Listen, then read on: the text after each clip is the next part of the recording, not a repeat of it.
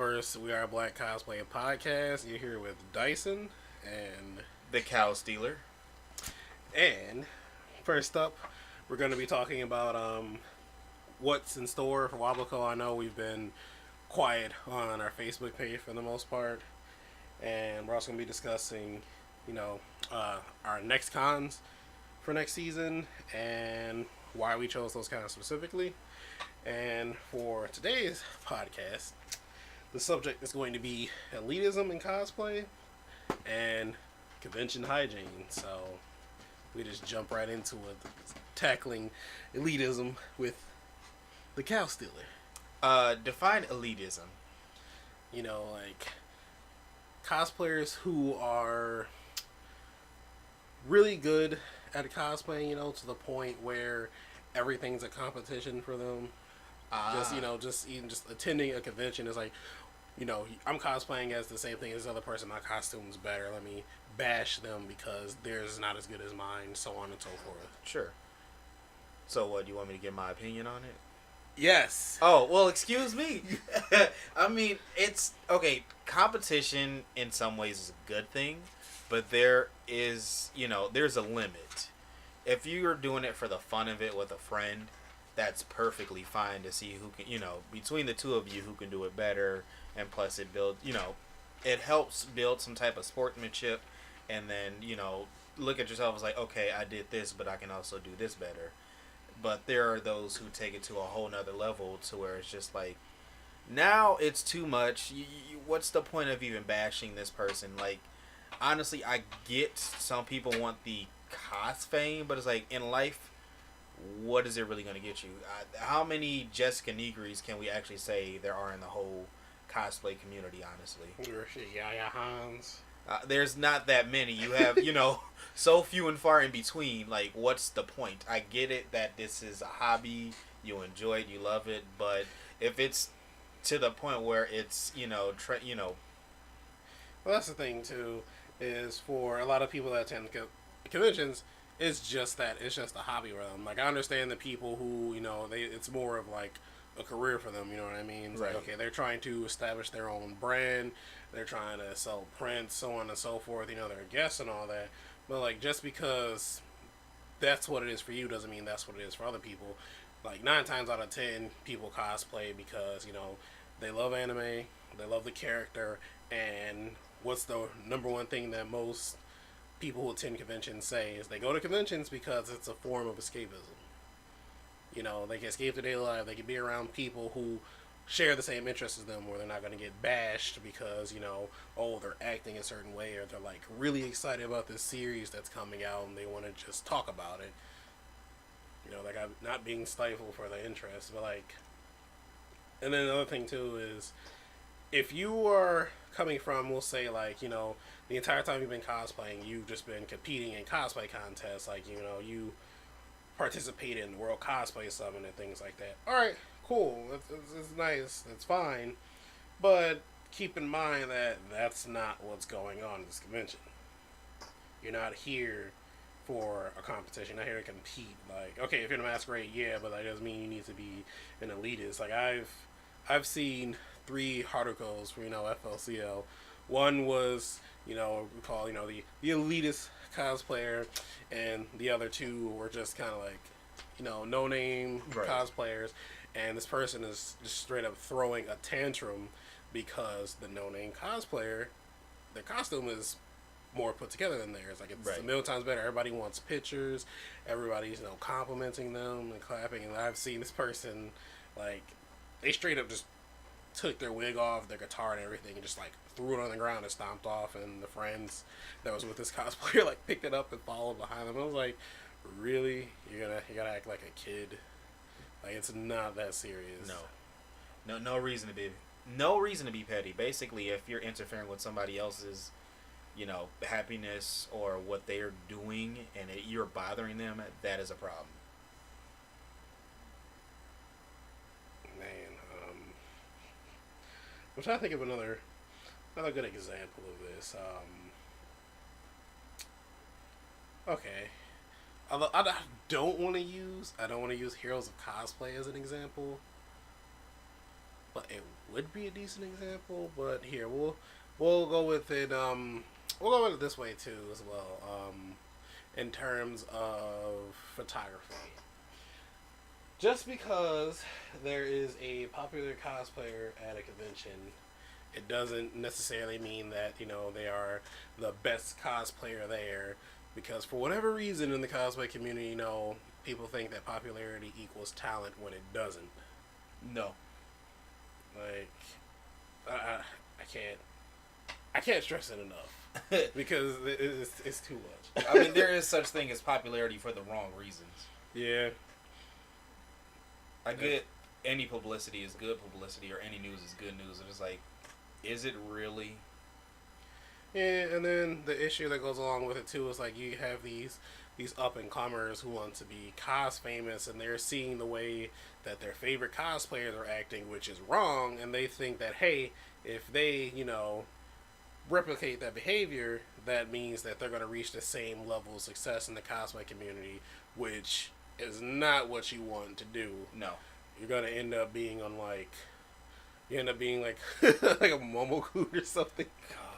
Like you've done so much, and you have people defending you, and it's just like they shouldn't be, but you don't realize it. Like it's another. I mean, I don't know how you don't realize it, but like it's people sucking up to you because they figure if they defend you, they can get close to you, and so on and so forth. Basically, when you have other YouTubers commenting, it's like, okay, you tripping now. What if the roles are switched? Like, how it's double standard.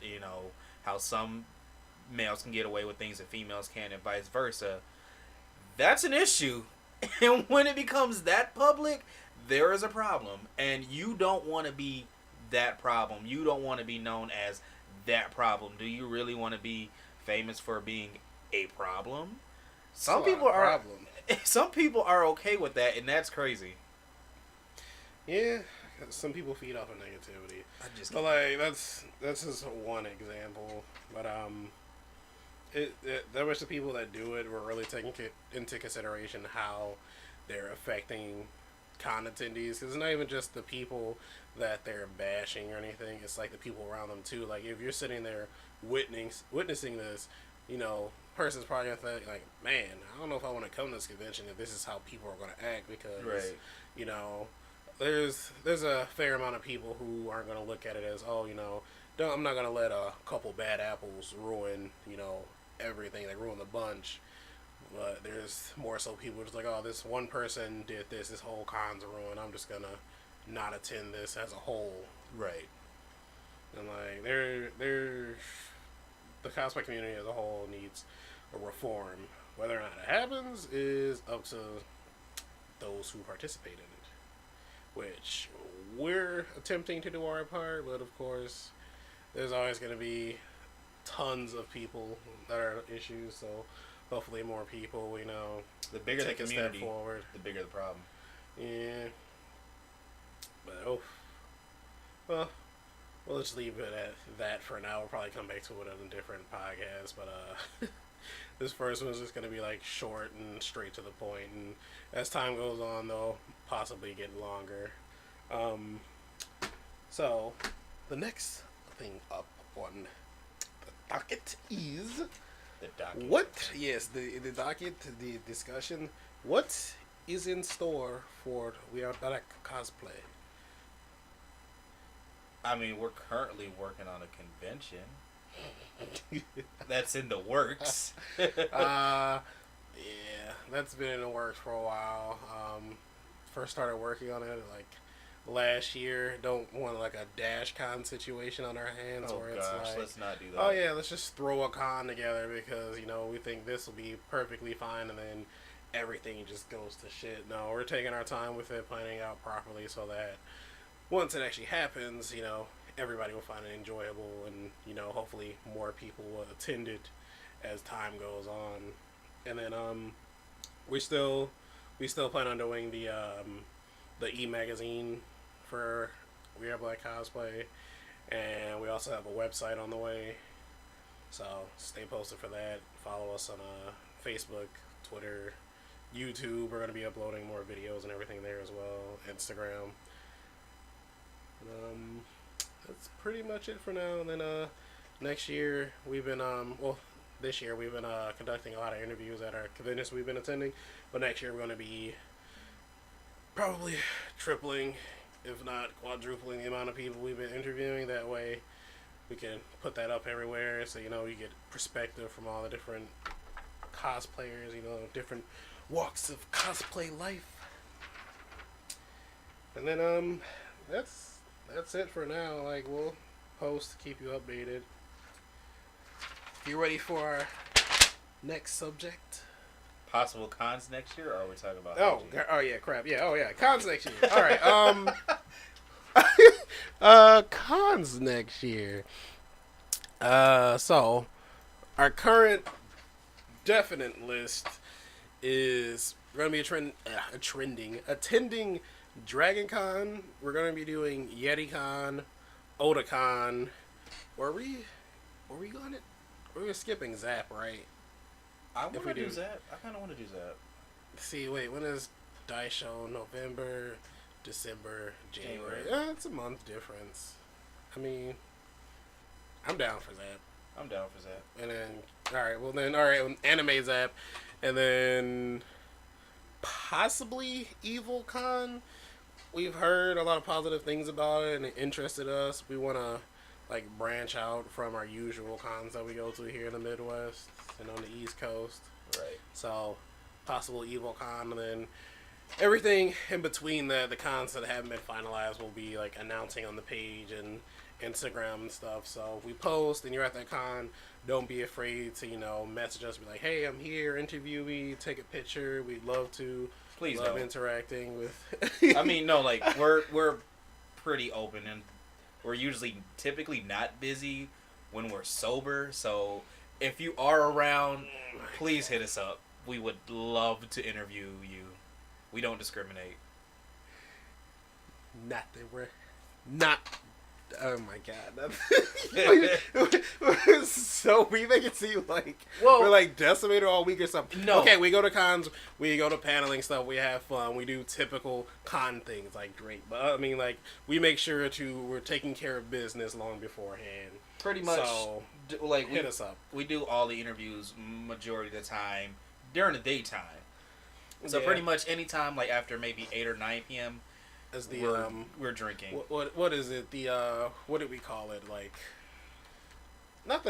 mean, I guess you could say the downtime. Okay, so during the downtime of the con, Friday, there's typically nothing going on Friday up until 7 p.m. and then Saturday we try to knock out as many interviews as we can before 1 or 2 p.m. because you got people lining up for the masquerade. They got to go to prejudging. They got panels they want to go to. They want to get ready for the rave, walk around their costumes. So we try to catch people as early as possible and get it all out the way so that it doesn't interfere with anything. But if you're not available during that time, you can always just let us know a time when you're free, and we'll gladly come interview you.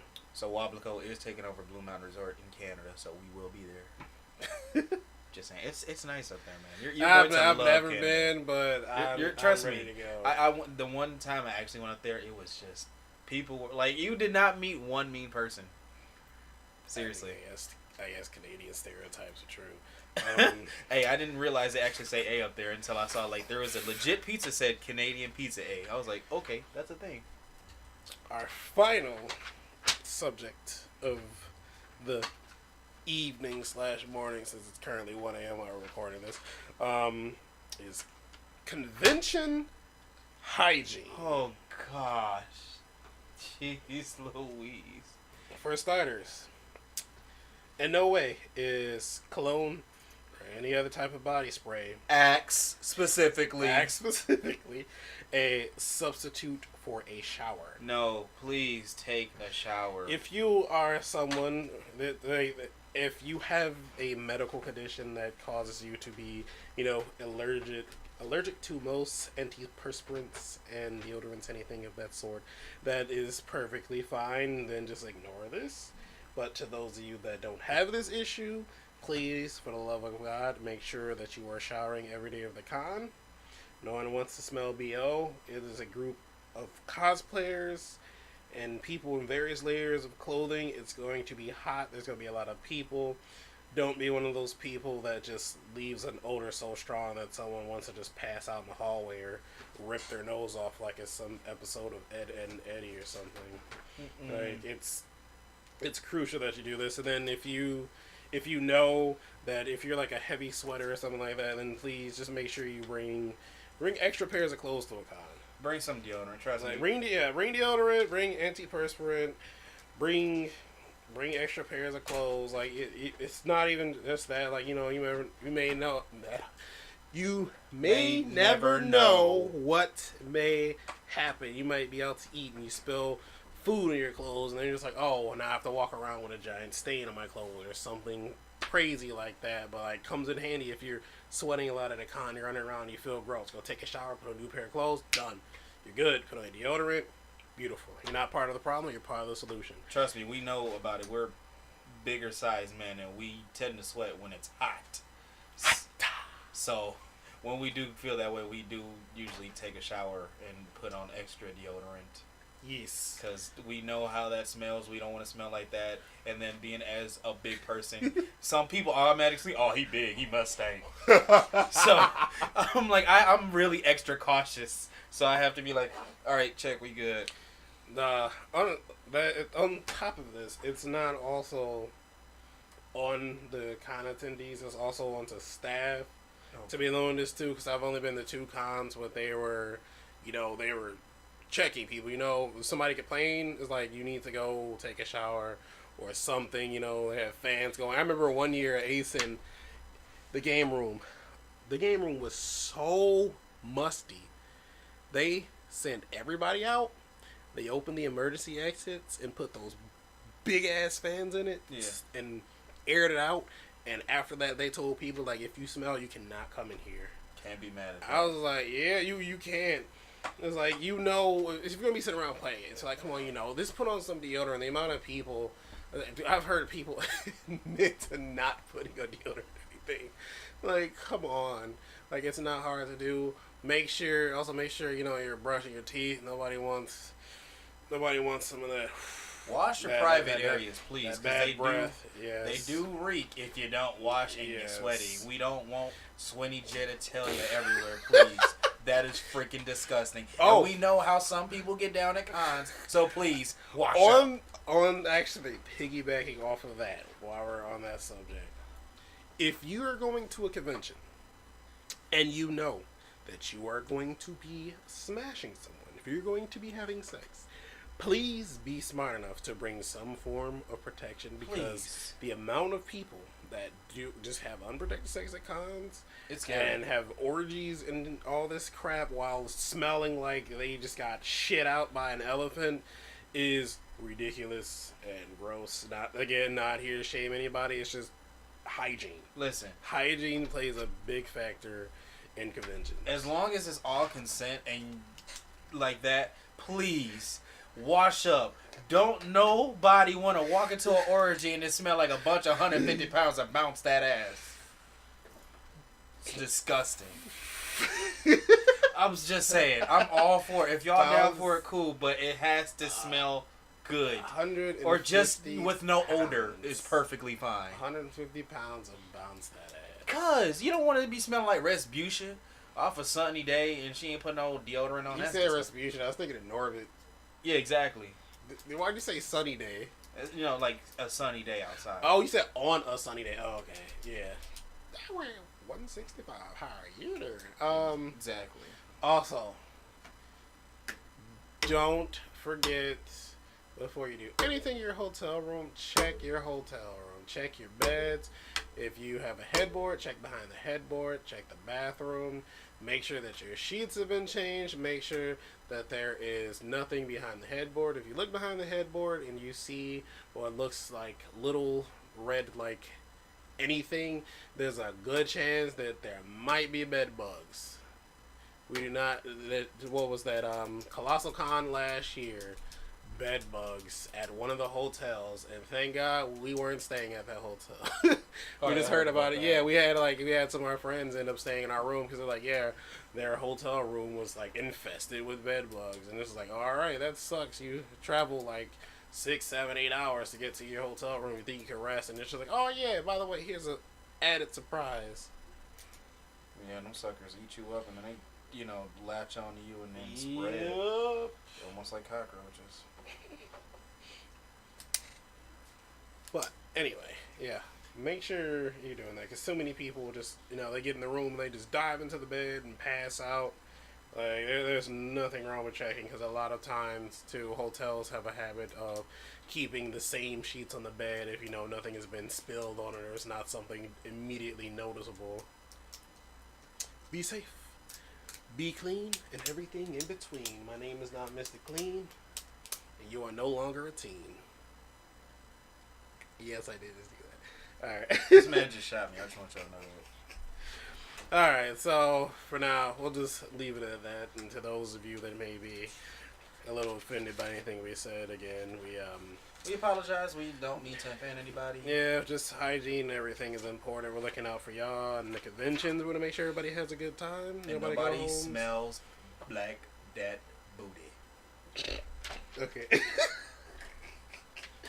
Alright, again, it's Dyson. You can find me on Twitter at DAI_CYN. Accompanied by... You can find me on Twitter at the Cow Stealer. You can follow me on Instagram at the_cow_stealing_nephew. Woo! Alright, until next time, my fellow congoers and cosplayers, take care.